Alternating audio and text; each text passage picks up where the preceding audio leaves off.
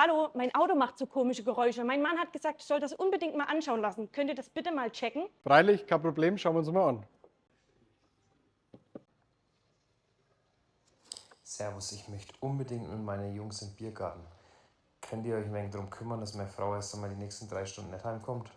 Puh, na der Marder hat ganz schön viel Schaden gemacht, also 3-4 Stunden muss schon bei uns warten. Okay, na dann warte ich hier.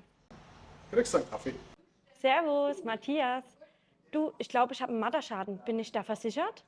Ja, du bist doch bestens versichert. Frag doch mal die Jungs, ob sie auch die Mardersteckanlage gleich mit einbauen wollen. Wir würden uns an den Kosten beteiligen. Also wenn ihr wirklich einen Marderschaden habt, kommt zu uns, wir reparieren ihn.